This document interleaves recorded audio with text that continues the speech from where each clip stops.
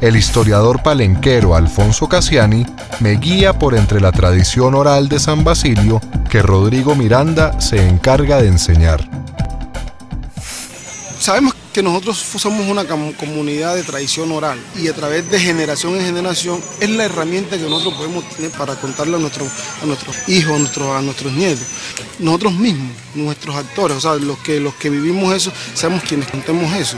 O sea, porque eso también es muy importante, así como si tú vives algo, tú tienes que tener la oportunidad de contarlo y de decírselo a la gente, no que de pronto algunos historiadores o algunos otros investigadores, más que todo, planteen las cosas de acuerdo a su cosmovisión. Entonces, si nosotros tenemos la oportunidad de decirlo nosotros mismos, sabemos cómo es nuestra cosmovisión, cómo nosotros conseguimos las cosas y eso es muy importante también. Pero en eso yo haría un énfasis en mostrar esas raíces, en mostrar efectivamente esos ancestros nuestros, mostrar no solamente sus luchas, sino también sus orígenes, claro, porque a su vez tenemos unas raíces culturales que no salen de la nada, sino todo esto está cimentado sobre esas raíces culturales que hay que mostrarlo, porque lo otro que se deja de lado a veces es eso, es África. Y no África pobre, miserable, esclavizada, sino África civilizada, cuna de la humanidad, con un mundo de aporte, con grandes civilizaciones. En esa tradición oral encontré un mito que narra otros orígenes de la nación colombiana. Cuenta que, en 1599, Bencos Biojó huyó para organizar comunidades de cimarrones. Esas comunidades libres se llamaron palenques. La lucha de Benco no terminó con su autoliberación y con la liberación de varios de quienes lo acompañaron, sino que desde el Palenque comenzaron a hacer salida para liberar a otros esclavizados y para cobrar venganza a algunos esclavistas y capataces que los habían tratado mal. Benco siempre quiso llegar a África, entonces nunca quiso que sus hermanos negros fueran esclavizados, así que luchó tanto que llegó aquí a este lindo hermoso pueblo, que es Palenque de San Basilio, que quedó libre en 1603, con toda esa lucha que se le dio, y aquí estamos. ¿Ustedes fueron libres antes que el resto de Colombia? Sí, primer pueblo libre de América, Palenque de San Basilio. Palenque de San Basilio se crea en 1713. La independencia solo se da en 1820, 1819. Ese gran aporte, ese acumulado, esa experiencia, no ha sido tenido en cuenta ni siquiera para mostrar cómo fue un aporte a las gestas independentistas. ¿Cómo pudo ser un primer espíritu independentista?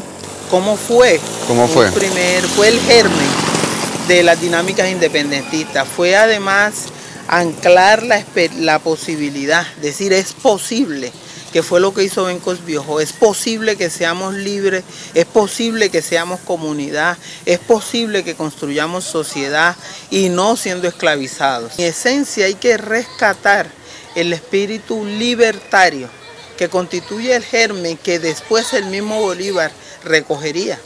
Y lo recogería cuando va a Haití, Alejandro Petión le da apoyo con el único compromiso de liberar a los esclavizados, de abolir la esclavitud. La historia de Bencos Biojó en la tradición oral de San Basilio parece celebrar un cuarto centenario de los orígenes de una Colombia negra.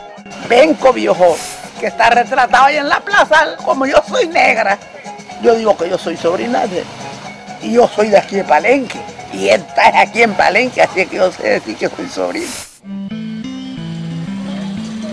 Mientras escucho esas voces, me doy cuenta de que una sola estatua de Bencos es suficiente para mantener vivo el mito del cimarronismo y explicar a los palenqueros su lugar dentro de la nación.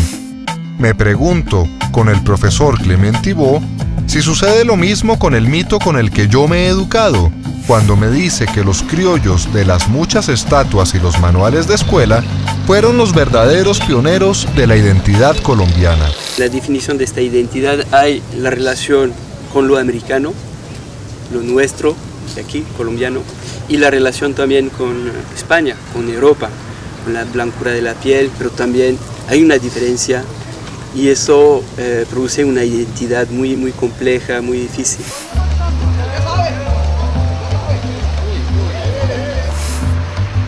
Sin embargo, la historia tradicional me ha enseñado que algunos criollos crearon un nacionalismo colombiano en la segunda mitad del siglo XVIII, cuando se inscribieron en la Ilustración española, proyecto que se propuso un inventario de los recursos y la planeación de la economía colonial.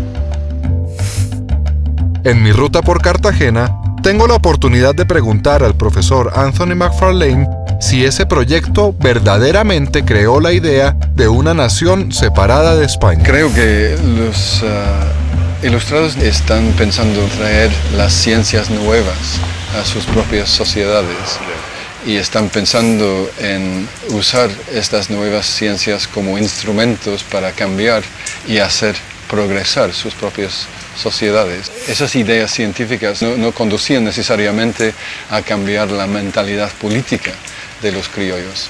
¿Cómo es eso? ¿Cuál era la mentalidad política de los criollos antes de la Ilustración? La cultura política en la Nueva Granada, como en otras partes de Hispanoamérica, en la segunda mitad del siglo XVIII, es una cultura política bastante tradicional. Es decir, que es una cultura política que vive pues, dentro de los valores y los principios de la monarquía hispánica. Pero si esa tradición política era tan fuerte en los criollos ilustrados, ¿cómo puedo entender que hayan adoptado la prensa en la Nueva Granada para discutir sus ideas? Y claro que también en la Nueva Granada hay el establecimiento de una nueva prensa a finales del siglo XVIII. El caso más famoso es el papel periódico de Santa Fe, y eso fue un foro de debate, pero donde no debatían directamente las ideas políticas, pero podían usar el interés en la geografía y en la ciencia para pensar en definirse como americanos. No me parece que los ilustrados de la Nueva Granada pensaran en una independencia al definirse como americanos. No dejaron de ser personas entre dos mundos y en ninguno. Por eso, el profesor Georges Lomné me indica que durante el siglo XVIII, los criollos aún entendían el término independencia como pecado y deslealtad. En la colonia era un sumo insulto de decir de alguien que era independiente, porque independiente significa desligarse con respecto a Dios y a la ley. Entonces, la palabra misma de independencia tenía una carga tan negativa que los propios patriotas tardan mucho en emplearla, porque tenía un carácter religioso, ¿no? ¿Cómo se fue transformando entonces la idea de independencia? He descubierto que esa palabra cambió desde que Napoleón destronó al monarca español en 1808 y una Suprema Junta de Gobierno, en representación de la nación española, se organizó para resistir a la invasión de los franceses. En América, los criollos aprovecharon esta situación para crear juntas que reafirmaran la autonomía de sus ciudades. En tiempos de las juntas hay unas contiendas muy fuertes entre las propias juntas. Colombia era un archipiélago urbano que carecía de intendencias, carecía de escalón intermediario, y eso hizo que el espacio colombiano era mucho más frágil que el del Perú o el de México. Entonces enseguida empieza el movimiento de juntas, muchas contiendas aparecen entre las ciudades subordinadas y las que querían mantenerlas subordinadas, y bueno, y por las distancias también, las tres cordilleras, el espacio colombiano es un archipiélago de urbes, ¿no? Así entiendo que en un primer momento, la palabra independencia se refirió a la libertad que ganaban las ciudades al convertirse en pequeñas repúblicas. Algunas se declararon en ruptura con España y otras leales a ella. Todas declararon constituciones a través de las cuales llamaban a la ciudadanía al voto. ¿Hasta qué punto esas constituciones eran revolucionarias? Estas constituciones eran revolucionarias en un sentido, es decir, que reconocían los derechos universales, reconocían los derechos de hombre, pero los que escribieron las constituciones estaban también